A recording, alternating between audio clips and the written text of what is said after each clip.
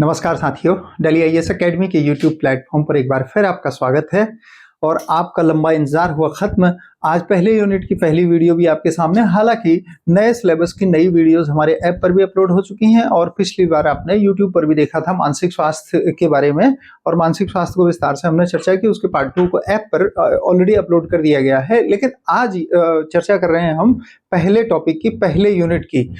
ये बात शुरू करूं इससे पहले ये बात कहना बहुत जरूरी है, क्योंकि आपका सिलेबस 5 यूनिट्स में डिवाइडेड है और इस 5 यूनिट्स को हमने अपने साइंटिफिक तरीके से डिवाइड कर दिया है, ब्रेक कर दिया है। तो वो आपने अगर डाउनलोड नहीं किया है तो नीचे डिस्क्रिप्शन बॉक्स में हमारे ऐप का लिंक दिया गया है। ऐप डाउनलोड करके वहां से आप सिलेबस डाउनलोड कर सकते हैं, उसका प्रिंट आउट भी ले सकते हैं। हालांकि कुछ नोट्स हमारे हैं वो ऐप के अंदर हैं, उनके नोट्स नहीं हो सकते, उन्हें ऐप के अंदर ही डाउनलोड कर सकते हैं। वीडियोज भी हैं, वो बहुत हैवी वीडियोज हैं, 8-10 GB की एक वीडियो है, तो उसे डाउनलोड करना आपके लिए ठीक नहीं है। हालांकि उसे ऐप पर आप कई बार देख सकते हैं। तो एक तरह से यूं समझें कि वो डाउनलोड ही है आपके पास, जब चाहें तब आप देख सकते हैं। अच्छा, तो यहाँ काम की बात ये करें कि ये सिलेबस जो आपको दिया गया है, जो बहुत डरावना सा लगता है, और डरावना इसलिए लगता है, ये पूरे एलटी पेडागोजी में 130 टॉपिक दिए गए हैं, 130 चैप्टर्स दिए गए हैं जो हमें पढ़ने हैं। और ये 130 चैप्टर्स को 5 अलग अलग यूनिट्स में बांटा गया है। इसमें से पहली यूनिट में 28 टॉपिक हैं और दूसरी यूनिट में कोई 22 टॉपिक हैं, 22 टॉपिक हैं ऐसे, और तीसरी यूनिट में 36 टॉपिक हैं, चौथी यूनिट में 11 टॉपिक हैं। सबसे छोटी यूनिट चौथी है और चौथी यूनिट की कई चीजें हम कर भी चुके। लेकिन पांचवी यूनिट जो बहुत बड़ी है उसमें 33 टॉपिक्स दिए गए हैं। इस तरह से ये हमारे पास 130 टॉपिक तैयार होते हैं। और लाजमी है, हाँ, मनुष्य का स्वभाव होता है, जब बड़ा टास्क मिलता है तो घबरा जाना स्वाभाविक है। आप सबकी डिमांड भी आ रही थी हमारे पास ऐप के थ्रू भी और यूट्यूब के थ्रू भी कि हम कब ये आपको दे रहे हैं। तो हमारी टीम लगातार तेजी से इस पर काम कर रही है, आपको ये मिलता रहेगा। अगर आपने सब्सक्राइब, लाइक, शेयर नहीं किया है तो कर लें, आपके साथी भी आपके साथ पढ़ते रहें और ये ज्ञान की गंगा जो है वो बहती रहे और आप लोग सफलता की ऊंचाई छूमें। पर इसके लिए हम शुरू करते हैं। ये देखें, एलटी पेडागोजी यूनिट 1 और उसका टॉपिक 1 और 2, जिसमें लिखा गया है, सिलेबस में लिखा गया है शिक्षा एवं दर्शन, और शिक्षा और दर्शन के बीच संबंध ये अलग अलग तोड़ दिया गया है, ये लिखा गया है। तो शिक्षा एवं दर्शन और शिक्षा और दर्शन के बीच संबंध, ये दो अलग अलग टॉपिक्स को एक साथ इकट्ठा करके हम समझ रहे हैं, क्योंकि इनको अलग से समझना संभव नहीं है। तो क्या है, ये देखें, टॉपिक 1 और टॉपिक 2, और इसमें शिक्षा एवं दर्शन, और आखिरी हिस्से में शिक्षा तथा दर्शन के बीच संबंध, इसे आज करेंगे। एक बात ध्यान रखें कि जब इस तरह की ये फैक्चुअल लिखा हुआ बोर्ड आपको मिल रहा है, मुझे आप लोगों से एक राय भी लेनी है। जब हम इस तरह से ये बोर्ड लिख करके आपको तैयार करके देते हैं तो ये आपके लिए आसान है या मैं साथ साथ आपके लिखता चलूं, ये आसान है? प्लीज कमेंट्स में जरूर बताइएगा कि आपके लिए क्या आसान है। जैसे यहां से मैं हटूं और आप इसका एक स्क्रीनशॉट बना लें, तो वो आसान है, या फिर हम लिखते चलते हैं वो आसान है, बताइएगा। फिलहाल आपको अगर स्क्रीनशॉट लेना है तो आप इसका पहले एक स्क्रीनशॉट ले लें। हाँ, तो ये आप वहां पर रोक करके ले सकते हैं, ठीक। लेकिन वो लोग ध्यान दें जो ऐप पर इसे पढ़ रहे हैं, तो ऐप पर आपको स्क्रीनशॉट लेने की जरूरत नहीं है, वहां वीडियो को रोक करके आप नोट्स बनाएं। लेकिन जो केवल यूट्यूब पर देख रहे हैं वो भी रोक करके ये काम कर सकते हैं। तो जरा प्लीज बताइएगा कि आप लोगों के लिए क्या आसान है, ये थोड़ा समय आपका बचा सकता है, ठीक। हाँ, उसमें आप आसान नोट्स बना सकते हैं। आइए शुरू करते हैं। टॉपिक क्या है? टॉपिक तो शिक्षा एवं दर्शन में क्या जानेंगे? पहले इसका अर्थ, किसका? दोनों का, शिक्षा का भी और दर्शन का भी। और फिर कुछ परिभाषाएं हैं उसे समझेंगे। फिर भारतीय एवं पाश्चात्य जो अवधारणा है शिक्षा और दर्शन को लेकर के, उसकी बात करेंगे। और अंत में शिक्षा तथा दर्शन के बीच जो संबंध हैं और जो उससे संबंधित महत्वपूर्ण परिभाषाएं हैं उसकी बात करेंगे। देखें क्या है शिक्षा का अर्थ और दर्शन का अर्थ क्या क्या है हमारे यहाँ। देखें, देखिए, ये जो शिक्षा है हमारे यहाँ, ये शब्द बना है संस्कृत की, ये शिक्ष धातु है और इसमें आ प्रत्यय लगा हुआ है, आ प्रत्यय। तो इन दोनों से शिक्षा बना है और इस शिक्षा प्रक्रिया में हमारे यहाँ सीखना और सिखाना दोनों शामिल हैं। ये देखें, यानी जो अभ्यर्थी विद्यार्थी का काम है, जो अधिगम करता है, उसका जो काम है वो सीखना है, और जो शिक्षक है उसका कार्य सिखाना है। इन दोनों की मिली जुली जो प्रक्रिया होती है, जो निर्माण की प्रक्रिया होती है, किसके निर्माण की? जो सिखाता है उसके निर्माण की भी, जो सीखता है उसके निर्माण की भी प्रक्रिया होती है, उसे हम असल में शिक्षा कहते हैं। इसका मतलब हुआ कि ये द्विमुखी प्रक्रिया है, दो लोगों के बीच होती है ऐसा। हालांकि हमने जब पीछे शिक्षा को आधुनिक रूप में समझा था, एनसीएफ को समझा था, तो ये कहा था ये त्रिआयामी प्रक्रिया है। एक नई चीज इसमें जुड़ जाती है, वो क्या होता है? सिलेबस या पाठ्यचर्या और पाठ्य रूपरेखा, पाठ्यक्रम जिसे हम कहें। तो पाठ्य वस्तु और पाठ्यचर्या, ये दो चीजें जुड़ करके त्रिआयामी हो जाती है। मूलतः शिक्षा जो है ये सीखने की एक प्रक्रिया है, जिसमें एक सिखाने वाला और एक सीखने वाला होता है। यह एक सामाजिक प्रक्रिया है, ऐसा माना जाता है। देखें, पश्चिम में इसके लिए एडुकेशन शब्द प्रयोग किया जाता है, और एडुकेशन दो शब्दों से, एडुकेटम शब्द से बना है। तो इस एडुकेटम शब्द ये लैटिन भाषा का है। तो कभी हमसे ऐसा पूछा जा सकता है कि ये एडुकेटम शब्द किस भाषा का है, तो उसका ऑप्शन ऐसा हो सकता है कि अंग्रेजी का है, लैटिन का है, रोमन का है, ऐसे ऑप्शन होंगे। तो ये हमें याद रखना होगा। और इसका अर्थ ही होता है क्या? भीतर के ज्ञान को बाहर निकालना, भीतर की क्षमता को उजागर करना, ऐसा। भीतर की क्षमता को उजागर करना, किसका मतलब? को उजागर करना या अभिव्यक्त करना या प्रकट करना और या निकालना बाहर। यानी हम वहां जहां आपने पियाजे को शायद पढ़ लिया हो, पियाजे वाली वीडियो ऑलरेडी अपलोडेड हैं, इसमें यूट्यूब पर भी हैं और ऐप पर जाएंगे तो वहां भी हैं। तो उन्होंने कहा कि बच्चे जो होते हैं वो वैज्ञानिक होते हैं, यानी हर बच्चे में कुछ करने की प्रतिभा क्षमता होती है। अब देखें, हर व्यक्ति के भीतर कुछ न कुछ नया और अलग है। वो जो नया और अलग है उसी को बाहर निकालने के काम को हम शिक्षा कहते हैं। लेकिन शिक्षा सदैव एक व्यक्ति को मार्ग दिखाती है। मार्ग किसका? जीवन में आगे बढ़ने का। इसलिए हमारे यहाँ कहा जाता है क्या? शिक्षा जो मार्ग नहीं दिखाती है वह अर्थहीन हो जाती है। ये देखें, शिक्षा मार्ग न दिखाए तो अर्थहीन हो जाती है। यानी शिक्षा का काम है मार्ग दिखाना। मार्ग दिखाने का पक्ष, शिक्षा का वह पक्ष जो रास्ता दिखाता है, जो तय करता है कि हमें आगे क्या करना चाहिए। ऐसा हमें क्या करना चाहिए, ऐसा विचार, ऐसा चिंतन, ऐसा सोचना, यही दर्शन कहलाता है। अगर हम वैसा करते हैं, सपोज बहुत सरल उदाहरण से, आगे जिक्र यहां भी आएगा कि इन दोनों में क्या संबंध है, पर अगर ये बात करें कि शिक्षा और दर्शन के बीच का जो ये रिलेशन है, ये बहुत जटिल कॉम्प्लेक्स रिलेशन है। इसे समझना थोड़ा सा मुश्किल होता है, अलग करना थोड़ा सा मुश्किल होता है।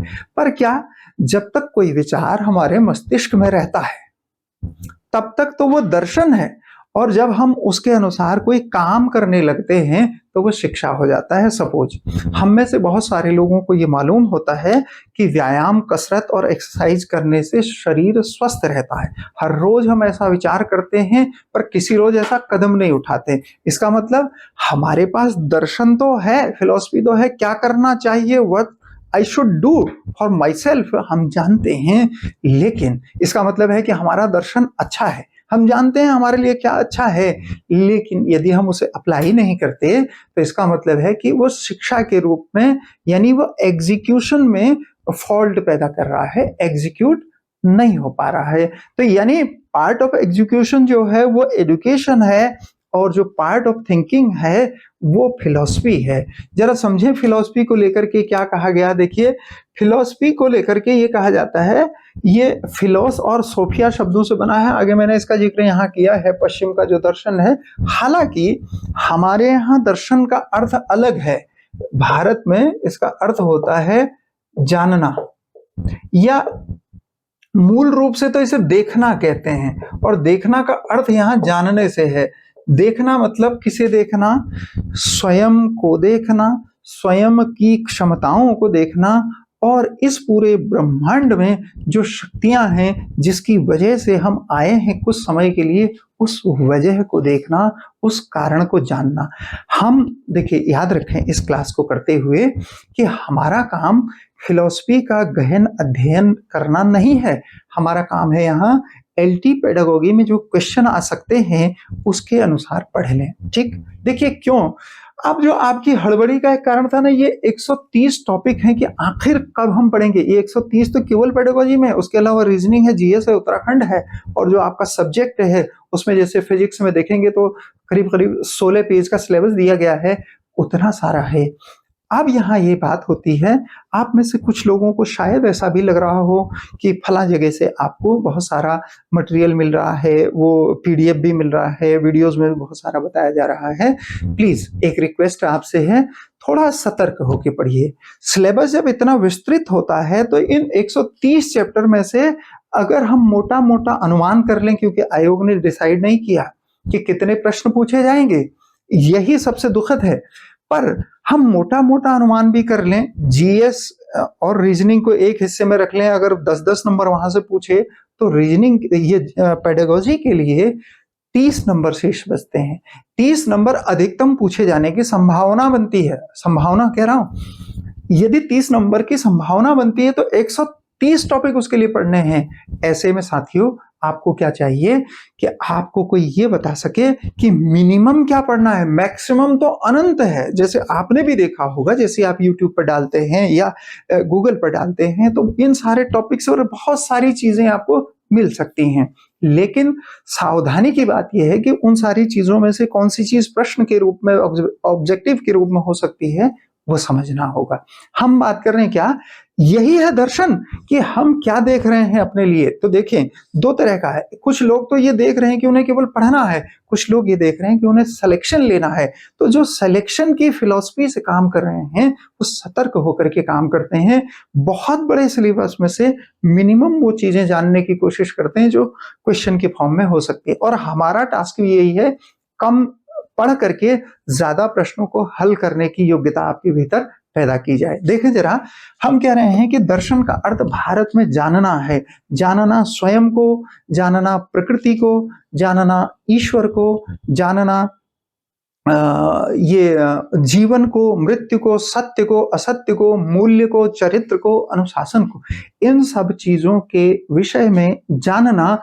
हम एक निश्चित समय के लिए इस दुनिया में क्यों आए हैं, मोक्ष क्या चीज होता है, यानी मृत्यु के परे जब कोई व्यक्ति चला जाता है उस अवस्था को कैसे प्राप्त किया जा सकता है, ये जानना भी क्या है, यही दर्शन है। हमारे यहाँ ऐसा माना जाता है, लेकिन पश्चिम में दर्शन का अर्थ अलग है।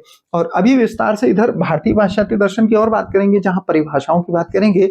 लेकिन यहाँ देखें, यह शब्द दो शब्दों से मिलकर के बना है। यहाँ लिखा है एक फिलोस और एक सोफिया, और इसका मतलब, फिलोस का मतलब होता है लव और सोफिया का मतलब होता है विजडम। विजडम मतलब ज्ञान, यानी ज्ञान से प्रेम करना। वहां जानना नहीं है, जानना किसको, स्वयं को, प्रकृति को, ईश्वर को, और उस कारण को जिसकी वजह से हम यहाँ आए हैं, उस कारण को जानने की बात नहीं है, उस ज्ञान की बात है। केवल ज्ञान से प्रेम करना, अनुराग करना, इसकी बात पश्चिम में कही जाती है। ये तो हुआ शाब्दिक अर्थ, यानी शिक्षा। फिर से आगे चर्चा भी आएगी, इन सबको अलग नहीं कर सकते हम, क्योंकि इतने मिले हुए टॉपिक हैं। हालांकि आपके सिलेबस में सब अलग अलग दे दिया गया है, शिक्षा का दर्शन अलग दिया, फिर टॉपिक 2 में दिया शिक्षा और दर्शन के बीच संबंध। तो ये शिक्षा और दर्शन के बीच संबंध को कुछ ऐसे समझना होगा, जैसे जैसे हम समझें कि हम सोचते हैं कि हम एक ऐसे घर का निर्माण करें, या हम अपने एग्जाम को लेकर के समझ लें कि हम क्वालिफाई हो जाएं तो फिर उसके बाद हम ऐसा करेंगे। ये थॉट हमारे मन में आता है, और इसको लेकर के हम क्या करते हैं, जैसे आप इस समय पढ़ रहे हैं और फिर इसके अलावा कुछ स्टडी मटेरियल इकट्ठा करके कुछ और भी कर रहे होंगे, कुछ मोबाइल रिकॉर्डिंग करके कुछ याद करने की कोशिशें भी कर रहे होंगे। ये जो कोशिशें हैं, ये जो आपके वर्क हैं, जो फंक्शंस हैं, ये तो शिक्षा है। लेकिन वो जो आपने सोच रखा है, जो इसका अंतिम उद्देश्य आपने सोच रखा है, जो आपने देखा है अपने मन में, उसी देखने को हम, उसी जानने को, उसे ही हम जानना कह रहे हैं, उसे ही हम देखना कह रहे हैं। यानी जो उद्देश्य और लक्ष्य हमें दिखाई देता है, उसे हम कह रहे हैं क्या, दर्शन कह रहे हैं। इसलिए हमारे यहाँ दर्शन को क्या कहा गया है, दर्शन को विज्ञानों का विज्ञान कहा गया है, यानी सबसे बढ़िया जानना वो दर्शन है। ठीक है, तो ये तो शाब्दिक अर्थ हुआ। और विशेष अर्थ क्या हुआ इसका? जीवन के रहस्य को जानना, इस प्रकृति को जानना। तो प्रकृति और परमात्मा को जानना ये हमारे यहाँ का दर्शन है, और पश्चिम में है क्या? ज्ञान को जानना। ठीक है, तो अब हम बात करते हैं इसकी प्रमुख परिभाषाओं की। यहां तक की ये बात हुई, आपने ये समझ लिया, नोट कर लिया। इतना करने के बाद आगे बढ़ें तो कुछ परिभाषाएं हमारे सामने निकल के आती हैं, और उसमें भारतीयों की भी परिभाषाएं हैं, पश्चिम के लोगों की भी हैं, और वो हमारे लिए बहुत इंपॉर्टेंट हैं, एज इट इज प्रश्न के रूप में पूछी जाएंगी। और ये चैप्टर्स इसलिए भी थोड़ा सा कॉमन हैं, और हमने अवॉइड किया इन्हें कि हम थोड़ा सा रुक करके इन पर वीडियोस बनाएं, लेकिन कुछ ऐसी चीजें हैं जो आपको अमूमन YouTube के प्लेटफॉर्म पर सरलता से मिलना संभव नहीं है। ये तो देखिए, ये वो टॉपिक हैं जो हमारे बीएड के सिलेबस में भी शामिल थी। उसमें कुछ चीजें हो सकता है कुछ एडवांस हों, तो अगर हमारे यहाँ एकेडमिक्स में ये सारी चीजें शामिल हो जाती तो हमको अलग से ये चीजें तैयार नहीं करनी पड़ती। और ऐसा हो भी सकता है कहीं शामिल हो सिलेबस में, लेकिन हमने उतने गौर से न देखा हो उसमें से मिनिमम क्या पढ़ना है जो अब एग्जाम में आएगा, ये इंपॉर्टेंट। क्या? देखिए, जैसे ये परिभाषाएं हैं शिक्षा को लेकर के, एक बात तो आपको ध्यान ही है कि विवेकानंद ने कहा कि अंतर्निहित गुणों को उजागर करना, प्रकट करना ही शिक्षा है। और एक बात और, व्यक्ति के समन्वित विकास को शिक्षा कहते हैं, ऐसा गौतम बुद्ध ने कहा। क्या ये एज इट इज पूछा जा सकता है, क्योंकि ये बीएड की किताबों में शामिल हैं ये चीजें। क्या इन्होंने कहा कि व्यक्ति के समन्वित विकास को, व्यक्ति के समन्वित विकास को, ये समन्वित का मतलब हुआ होलिस्टिक, समन्वित विकास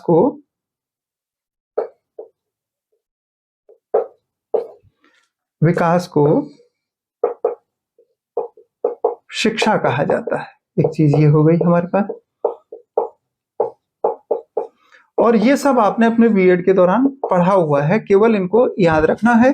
और तब तो आपको लिखने वाला एग्जाम देना था, और लिखने के लिए जब आपने याद कर लिया, यहाँ तो अब तो बहुत सरल बातें हैं। कहा जाता है। अब दूसरा एक और, अगर हम गांधी जी की परिभाषा याद करें तो आपको याद होगा उन्होंने कहा शरीर, मन और आत्मा की बात कही थी, शरीर, मन और आत्मा का संपूर्ण विकास। तो मनुष्य के शरीर, मन तथा आत्मा का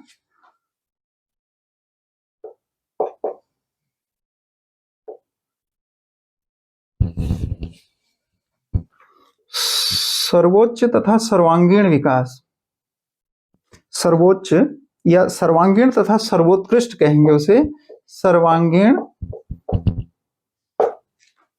तथा सर्वोत्कृष्ट। ये जरा देखिए, ये वो बातें हैं जो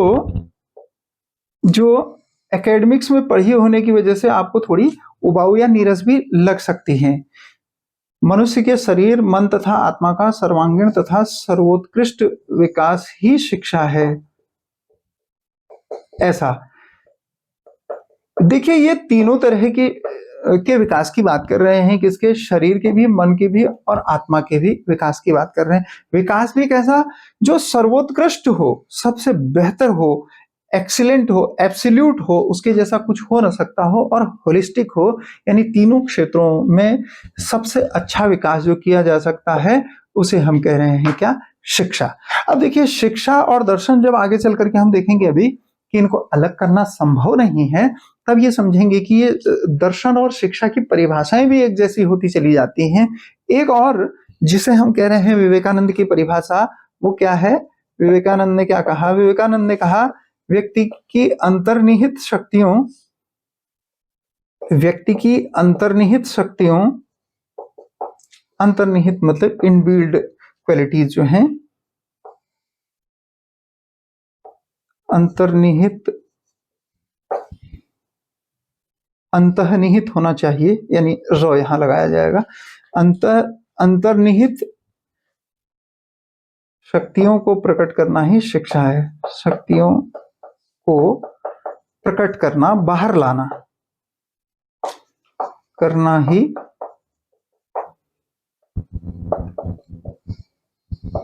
शिक्षा है। ये बात हुई। अच्छा, एक और बात अगर कहें, अरस्तु ने कहा कि शिक्षा की जड़ कड़वी और फल मीठा होता है, तो शिक्षा की परिभाषाओं में इतनी ही बातें इंपॉर्टेंट रहेंगी। एक और बात अरस्तु की ये बात लिख लेते हैं, क्योंकि ये बीएड के सिलेबस में सीधे सीधे है और ये टॉपिक भी बीएड के सिलेबस से लिया गया है, इसलिए ये फैक्चुअल हमें याद करना पड़ रहा है। शिक्षा की जड़ कड़वी, जैसे अभी आप लोगों को इतनी मेहनत करनी पड़ रही है और जब ये परिणाम आ जाएगा तो निश्चित रूप से आपके लिए बड़ा सुखदायी होगा। तो वही सुखदायी जो परिणाम है तथा वो जो फल है वो मीठा होता है, ये अरस्तु ने कहा है, मीठा होता है। ये समझा आपने नोट कर लिया है, और नोट कर लिया हो तो इसे याद करने में भी आसानी हो जाएगी। जैसे बुद्ध ने कहा क्या, समन्वित विकास, मनुष्य का समन्वित विकास। सेम बात गांधी जी ने कही, पर उन्होंने समन्वित विकास को डिफाइन किया। समन्वित में उन्होंने शरीर को शामिल किया, मन को शामिल किया और आत्मा को शामिल किया, और उसका भी कैसा विकास कहा, एक्सीलेंट, सर्वोत्कृष्ट, सबसे अच्छा विकास जिसमें होता हो। ठीक। और विवेकानंद ने तो कहा क्या, अंदर की शक्तियों को बाहर निकालना, और अरस्तु ने कहा क्या कि ये इसकी जड़ कड़वी और फल मीठा होता है शिक्षा का। शिक्षा के बारे में इतनी सी बात ऐसा पश्चिम के विचारकों ने कही। लेकिन जब दर्शन की बात में जाएंगे या पश्चिम में शिक्षा को हासिल करने के उद्देश्यों के बारे में जाएंगे तो एक दो परिभाषाएं और हैं। अच्छा, ये सब परिभाषाओं पर ही निर्भर ऐसा लगता है चैप्टर, ऐसा है भी, कुछ फैक्चुअल चीजें यहाँ से यही परिभाषा डेफिनेशंस के रूप में पूछी जाएंगी। पर यहाँ एक बात ये जानना जरूरी है, हमारे यहाँ चूंकि ये नई शिक्षा नीति जो 2020 वाली है, जुलाई 2020 की शिक्षा नीति है, उसे भी पूछा गया है। उसमें विविध वर्गों के लिए शिक्षा के क्या उपबंध किए गए हैं उसे भी पूछा गया है।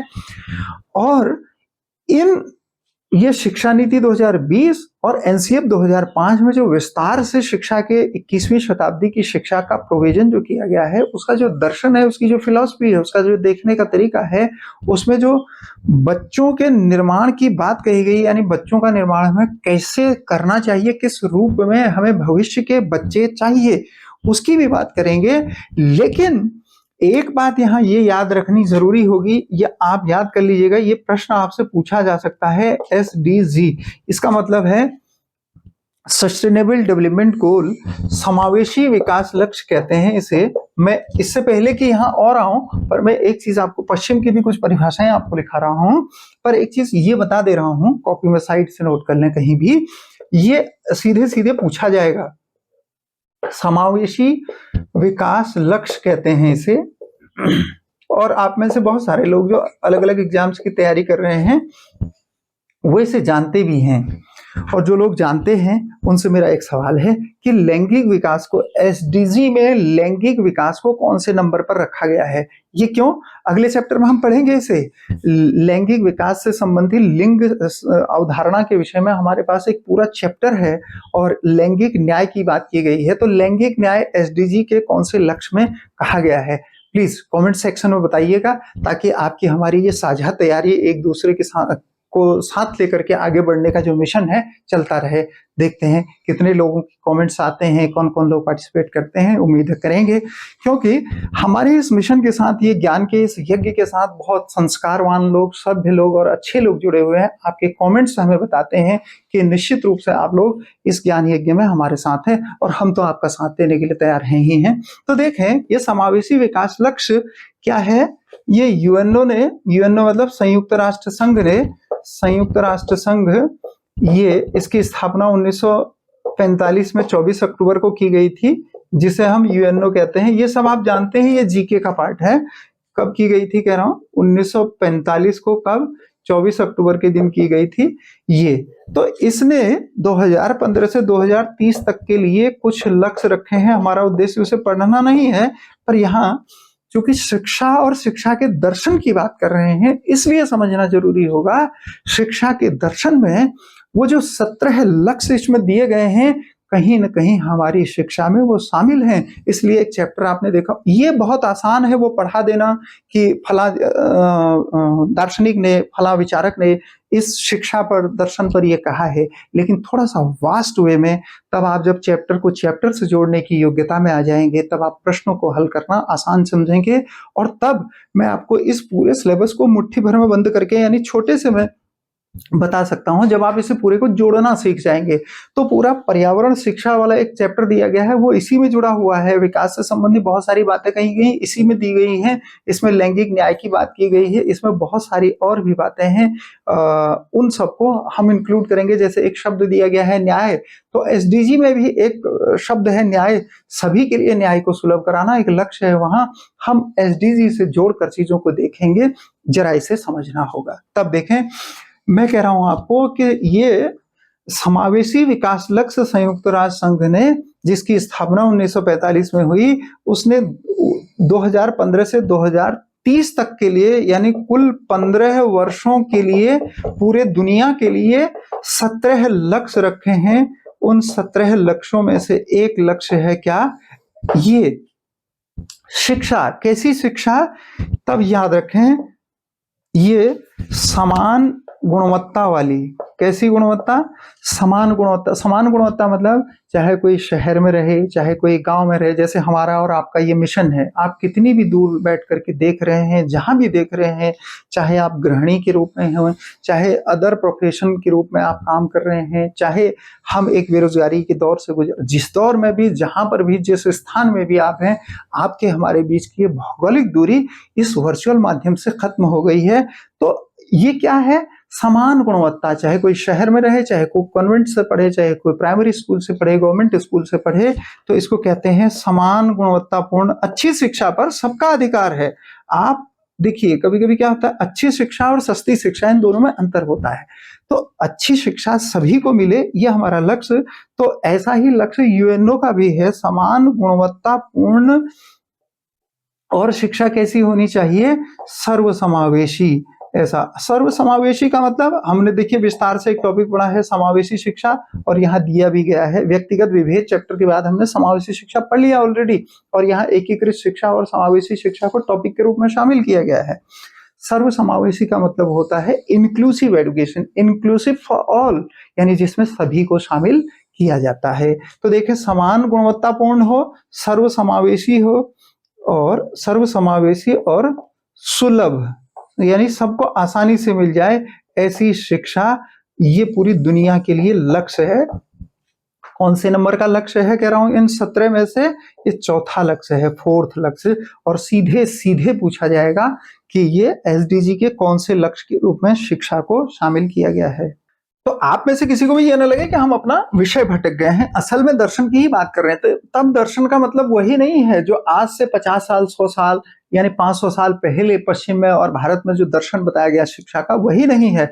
मनुष्य के सामने नित नूतन चुनौतियां आ रही हैं, हर रोज नई नई चुनौतियां आ रही हैं। वो टेक्नोलॉजी के माध्यम से आ रही हैं, प्रकृति पर्यावरण के माध्यम से भी आ रही हैं, अलग अलग तरीके से आ रही हैं।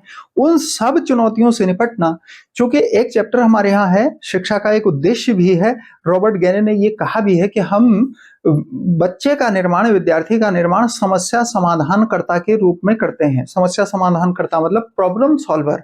तो इस दुनिया में बहुत तरह की प्रॉब्लम्स हर रोज आ रही हैं। उन सारी समस्याओं को अपने तरीके से हर व्यक्ति को फेस करना है, उनका सोल्यूशन करना है, उन्हें सॉल्व करना है। तो वो क्या हो सकती हैं? इसलिए मैंने आपको इसी दर्शन में इस एसडीजी को जोड़ दिया, जो संभवतः आपको ऐसा लग रहा हो कि ये विषय से हटके है, लेकिन ऐसा है नहीं।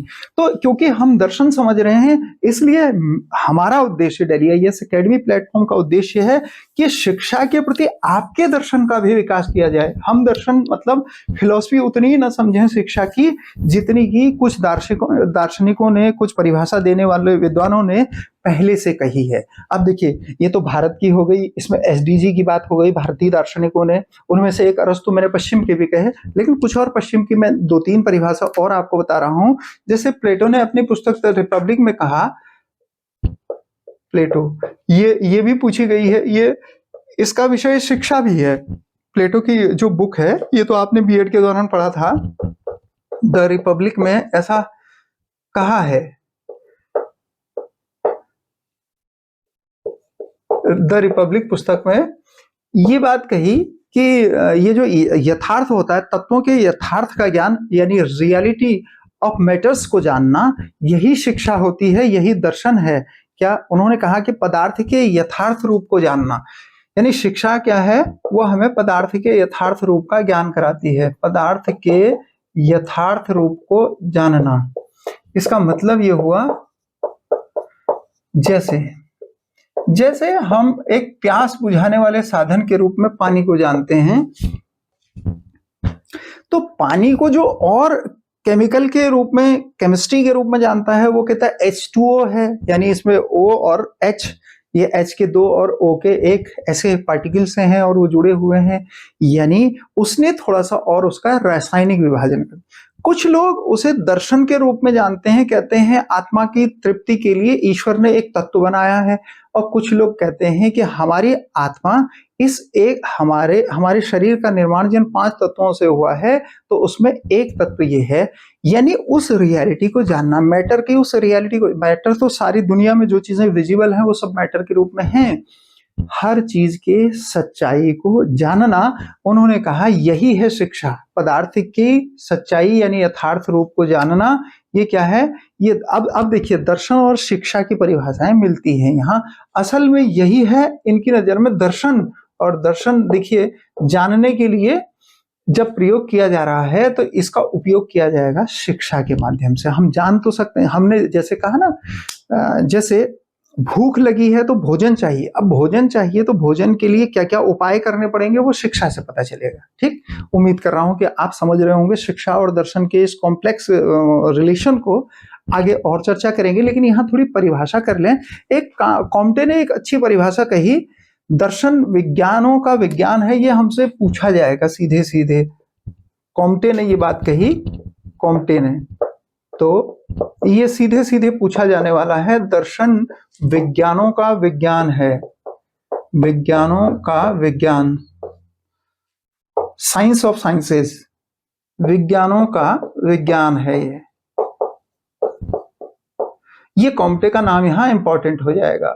और देखिए यथार्थ रूप का ज्ञान, ये प्लेटो ने अपने रिपब्लिक में कहा। एक और परिभाषा मैं आपको फिस्टे की कराता हूं, दर्शन ज्ञान का विज्ञान है, ये भी पूछा जाएगा, जा सकता है। फिस्टे फिस्टे ने ऐसा कहा, दर्शन फिलॉसफी जो है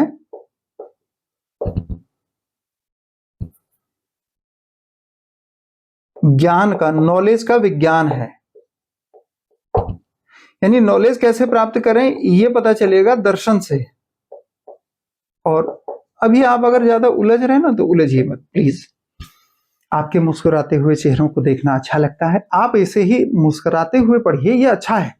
और बोझ ना बनाइए, हमारा उद्देश्य है कि हंसते मुस्कुराते हुए हम अपना सिलेबस करें। और जो ये बर्डन आपके ऊपर अचानक आ गया है, इतने सारे टॉपिक्स का 130 का कैसे समेटना है, इसे सबसे कम में हम करेंगे आपके साथ, एकदम निश्चिंत रहें। और उसमें जीएस का भी, रीजनिंग का भी हमारी वीडियोस आपको ऐप पर मिल रही हैं, यहाँ यूट्यूब पर भी जीएस की आ रही हैं, रीजनिंग की ऐप पर लोड होने लगेंगे, अभी अपलोड नहीं हुई हैं। वो बहुत भारी सिलेबस नहीं है, बहुत आसान है, वो किसी भी प्लेटफॉर्म पर आपको मिल जाता है, इसलिए हम भी उसके लिए बहुत परेशान नहीं है, आप भी ना हो। जिनको लगता है उनको रीजनिंग बहुत कम आती है, और आपको विश्वास दिलाते हैं कि 4 दिन, 6 दिन, 10 दिन और अधिकतम 15 दिन में आपको ट्रेंड कर दिया जाएगा रीजनिंग के मामले में। कुछ प्रैक्टिस के लिए सेट भी बता दिए जाएंगे।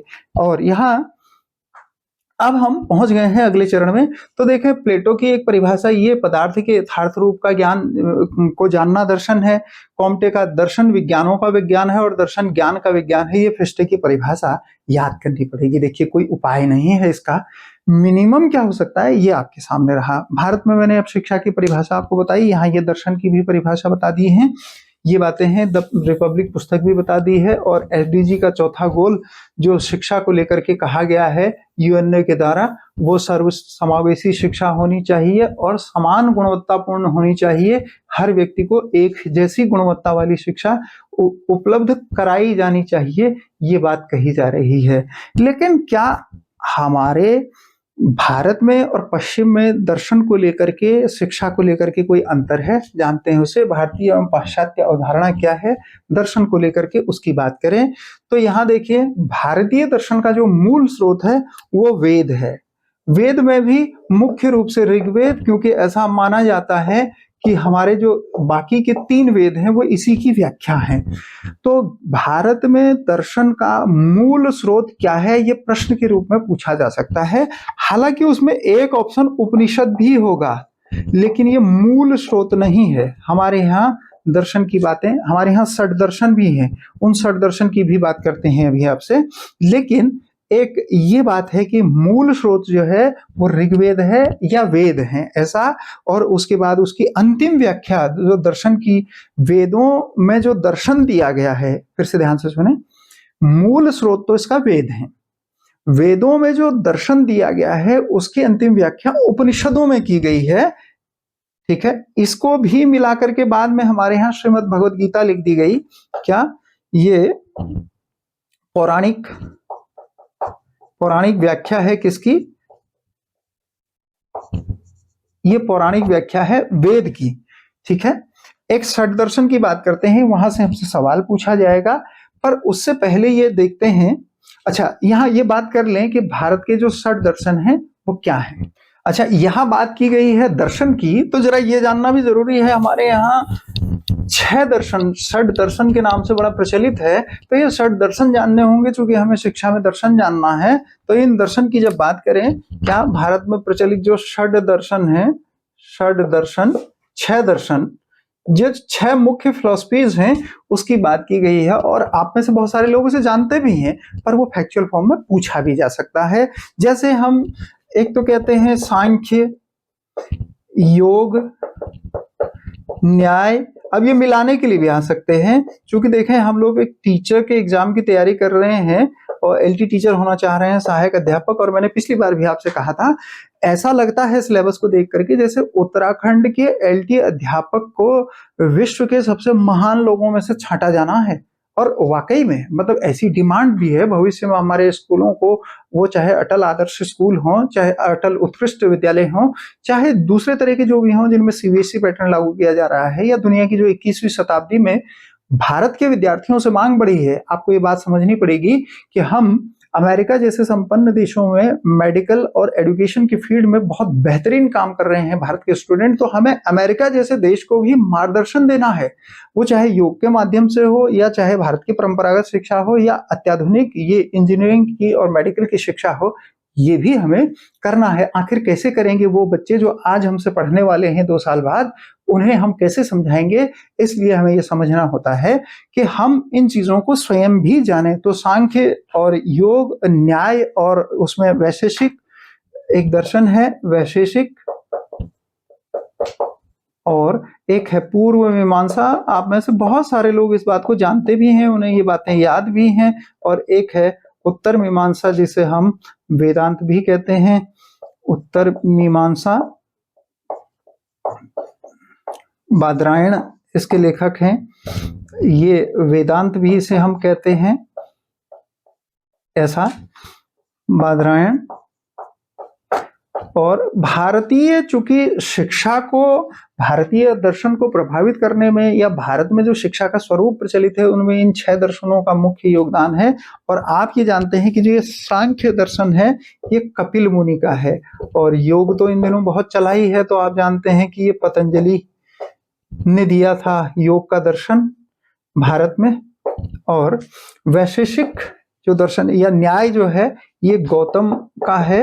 ये बिल्कुल एज इट इज पूछा जाएगा, मिलाने के लिए पूछा जा सकता है। जैसे यहाँ 1 2 3 4 और यहाँ ABCD ऐसे, और फिर इनमें से इस तरह से मिलाना हो और नीचे ABCD दिया हो, वो काम हमें समझना पड़ेगा। उसके लिए ये करना बहुत जरूरी है।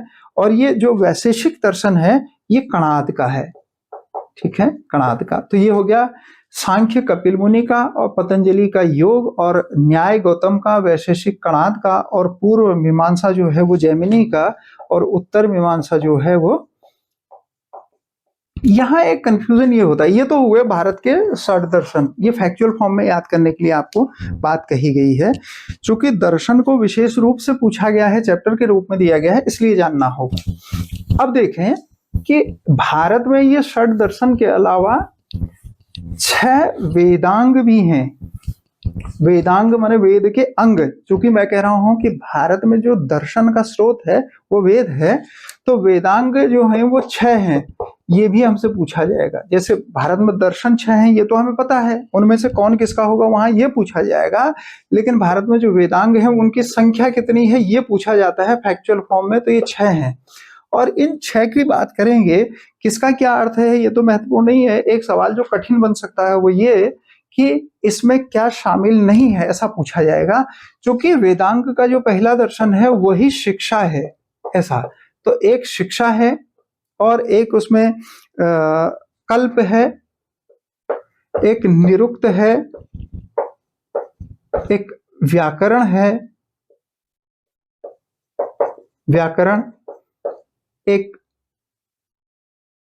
ज्योतिष है और एक छंद है। बिल्कुल आप देखिए, धैर्य बनाए रखिए। इस तरह की चीजें आपसे नहीं पूछी जाएंगी, पर यह पूछा जा सकता है कि संख्या कितनी है, क्योंकि ये भारत की शिक्षा के दर्शन का मूल स्रोत है और ये वेदों की व्याख्या ही है। वेदों में किस तरह से अलग अलग चीजों को डिफाइन किया गया है इसकी चर्चा करने का अभी तो समय नहीं। अभी तो हम बात कर रहे हैं किसकी, ये भारतीय और पाश्चात्य दर्शन में जो अंतर है उसकी बात कर रहे हैं। तो वेद हमारे यहाँ मूल स्रोत है। हमारे यहाँ दर्शन को क्या माना जाता है, हमारे यहाँ दर्शन के 3 तत्व माने गए हैं, ये पूछा जाएगा। भारत में कितने तत्व हैं दर्शन के? 3, और 3 हिस्सों में बांटा गया है। एक तो होता है मेटाफिजिक्स, जिसको हम कहते हैं तत्व मीमांसा, जो तत्व की बात करता है, यानी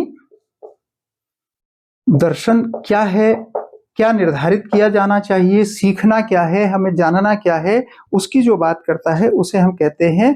तो जो हमें आत्मा और ईश्वर के विषय में बताता है, आत्मा और ईश्वर हमें क्या जानना चाहिए, किस चीज को जानने के लिए इस आत्मा के रूप में हम बने हैं, इसके बारे में विस्तार से यहाँ चर्चा करने की आवश्यकता नहीं।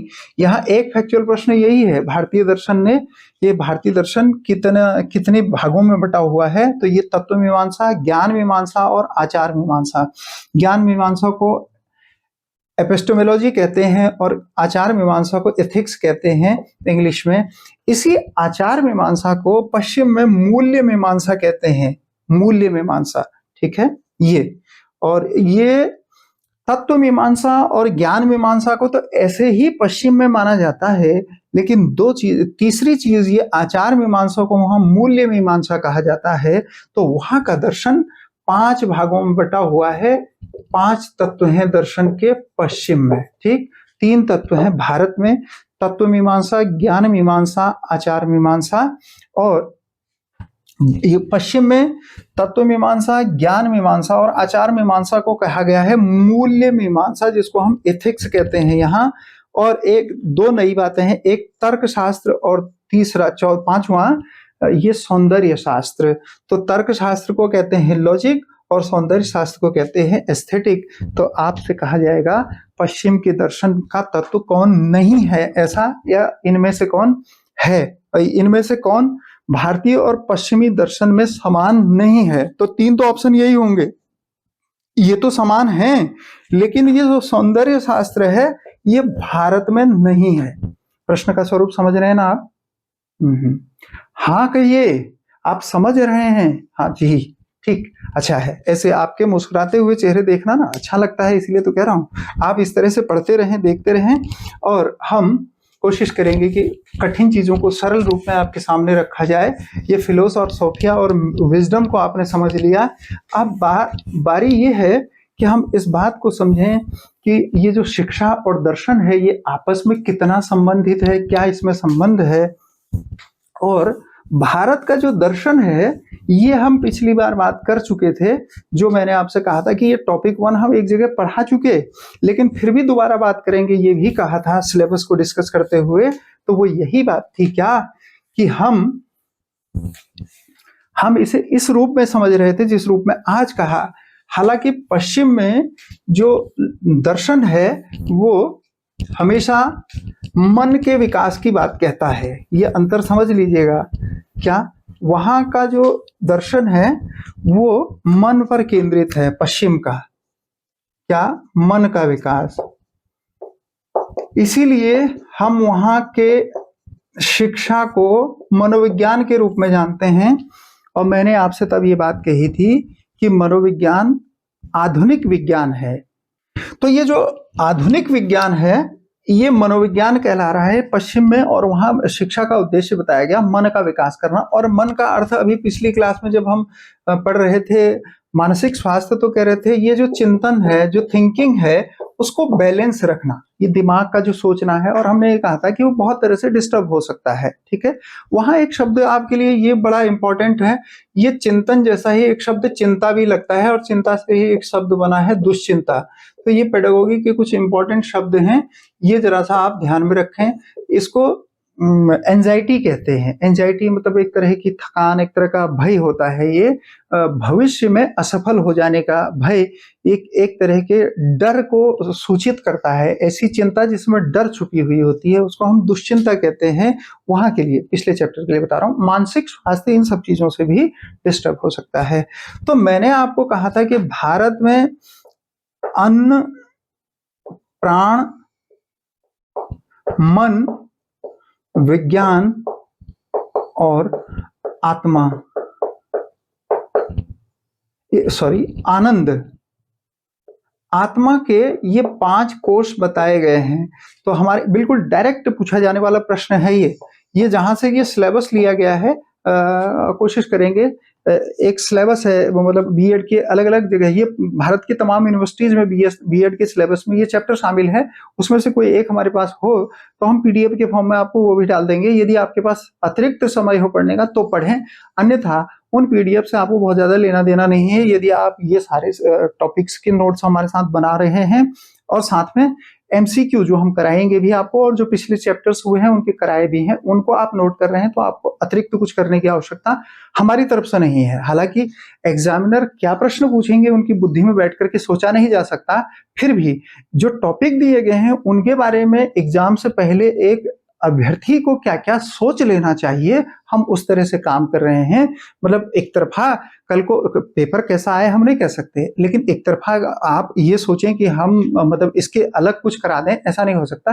देखिए, जब एग्जामिनर होता है ना तो वो आपसे कुछ भी पूछ सकता है, कुछ भी मतलब कुछ भी, वो स्वतंत्र है पूछने के लिए, लेकिन हम बंधे हुए हैं निश्चित सीमा में पढ़ने के लिए, क्योंकि ज्ञान अनंत है और हम निश्चित सीमा में पढ़ेंगे। तब मैं आपको कह रहा हूं आत्मा के 5 कोष बताए गए हैं हमारे यहाँ। आत्मा के 5 कोष ये हैं। आनंदमय कोष, ये इसके साथ मय लगा लेते हैं हम, आनंदमय कोष, और इसी तरह से ये सब अन्नमय कोष, प्राणमय कोष, मनोमय कोष, विज्ञानमय कोष, और ये 2 कोष हमारे यहाँ अतिरिक्त हैं। ये बात पहले जो लोग पिछले से ही वीडियो फॉलो कर रहे हैं उनको बताई गई है। और पश्चिम में ये मन के विज्ञान को ही हम मनोविज्ञान कह रहे हैं। तो हमारे यहाँ विज्ञान को विशेष रूप से जानना, यानी उन्हीं चीजों को, मन की इस फिलॉसफी को विशेष रूप से जानना, जैसे गौतम बुद्ध ने उसे विशेष रूप से जाना, तो भारत में एक शिक्षा दी, एक ज्ञान दिया, उसी को हम कहते हैं विपश्यना का ज्ञान। उत्तराखंड में इस विपश्यना के एकमात्र सेंटर देहरादून में है। जो लोग परिचित हों तो प्लीज कमेंट्स में वो भी बताएं, क्योंकि मुझे ये सुखद सौभाग्य मिला कि मैं इसका भागीदार हो सकूं।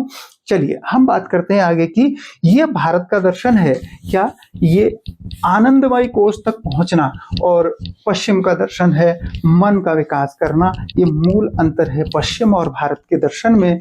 लेकिन पश्चिम के दर्शन और भारत के दर्शन को मिलाकर देखें और देखें कि शिक्षा और दर्शन के बीच क्या संबंध है।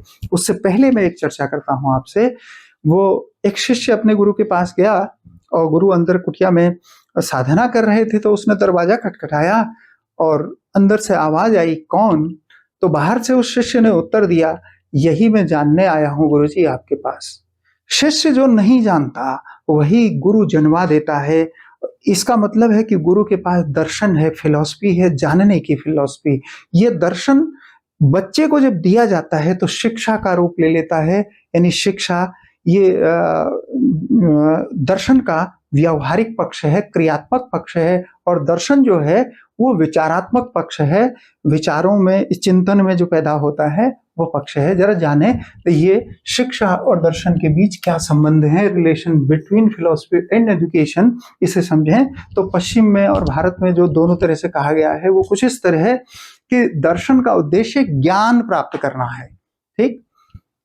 अब एक एडम्स की परिभाषा है, ये कुछ परिभाषाएं जो मैंने आपको इधर भी लिखाई और ये भी बहुत इंपॉर्टेंट है इसीलिए लिखी हैं, अन्यथा आपने देखा होगा अनावश्यक फैक्चुअल चीजें आप हमारी क्लासेस में नहीं देखते हैं। एडम्स ने एक बात कही, शिक्षा दर्शन का क्रियात्मक पक्ष है। यही बात मैं आपको कह रहा हूं, यानी जो हम सोच रहे हैं, जैसे बच्चा बच्चा कौन है, उन्होंने सोच लिया कि ये ईश्वर की एक ऐसी रचना है जो इस संसार में कुछ अद्भुत करने आई है। ये स्टेटमेंट मैं इसलिए बोल रहा हूं क्योंकि आप शिक्षक शिक्षिकाएं बनने जा रहे हैं। सदैव ये सेंटेंस याद रखिएगा, जो बच्चा आपके सामने बैठा है, आपसे उम्मीद लगा करके बैठा है, वो ईश्वर की, गॉड की, परमात्मा की, अल्लाह की, परमेश्वर की, जिसे भी आप जो माने, या सुप्रीम पावर की, सुप्रीम एनर्जी की एक ऐसी रचना है जो इस दुनिया में कुछ अद्भुत करने आई है, और कुछ अंश के लिए, कुछ समय के लिए वो आपसे मिली है, और आप उसके जीवन में स्फूर्ति भर दें, वो चमक भर दें, ऐसा हमारा काम है। अब वो कितना कितना अक्षम है, कितनी अयोग्यताएं उसके अंदर हैं, ये स्वाभाविक है, क्योंकि सभी योग्यताएं अयोग्यताओं के भीतर छुपी हुई हो सकती हैं। इसीलिए विवेकानंद ने कहा था, उसी के लिए शिक्षा की आवश्यकता पड़ती है।